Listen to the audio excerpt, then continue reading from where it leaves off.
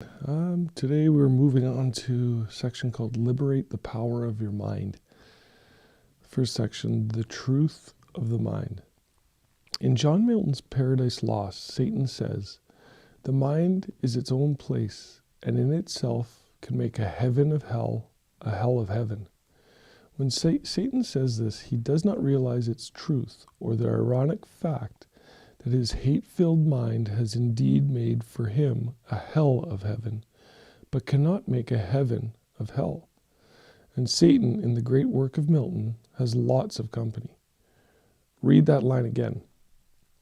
The mind is its own place, and in itself can make a heaven of hell, a hell of heaven. No one knows or can even guess at the uncounted millions who are living in a virtual heaven of opportunity in every department of their lives, and yet turn it into a living hell. They have every opportunity to love, and yet they hate. They have every opportunity to trust, and yet they mistrust. They have every opportunity to work and give of themselves, yet they hold back in the suspicious dread that they're being cheated. They have every opportunity to share in the wealth of the richest society since the beginning of the world, yet they sit and grumble because it's not given to them for being lazy and ignorant. They're ignorant even though they are surrounded on every side with a free and abundant opportunity to learn to their full capacity. The public libraries in their own towns and cities are half empty, waiting in vain for them to enter and learn. The schools and their parents beg them to stay in schools, to qualify themselves for a fast-changing world, but they drop out. But it's not just the sum of these that the mind turns a possible heaven into a hell. In every walk of life, in every strata of society, you can see the bitter, desolate expressions, the hollow eyes and listless hands of those whose minds have condemned them to the tortures of the damned, or a life of endless tedium and ennui. The Roman Seneca put it in this way: a great, a good, and a right mind is a kind of divinity lodged in flesh, and may be the blessing of a slave as well as a prince. It came from heaven, and to heaven it must return, and it's a kind of heavenly felicity which a pure and virtuous mind enjoys in some degree even on earth. And Chaucer said, "My mind to me a kingdom is. Such present joys therein I find that it excels all other bliss that earth affords.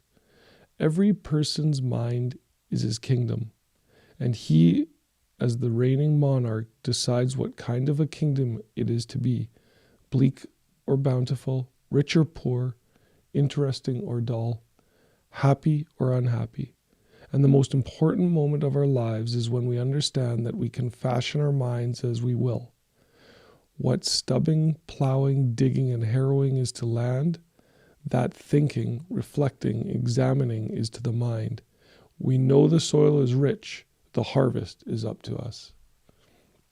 So this starts a section about the mind and how to use it and how strong it is.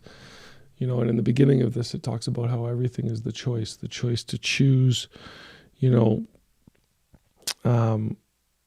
whether you're going to look for opportunity or whether you're just going to let it pass by you, whether you're going to act, in a nice, caring way, or whether you're going to be, bitter, whether you're going to blame others, become a victim of life, or you're going to choose to take advantage of it. So, the next few readings are going to be a lot about thinking and the mind. Tomorrow it's the remedy for an anxious mind. Following that, learning about thinking, think it through, how to find new ideas. So this turns to the mind and its power in creation of your own life and choosing that abundant life. So listen in, join me in the mornings and we'll go through this together. But, begin by recognizing that, it's really, again, your choice of whether you use your mind for your good. You use your mind to excel in life and grow, and go after that abundance, or you sit in that lack.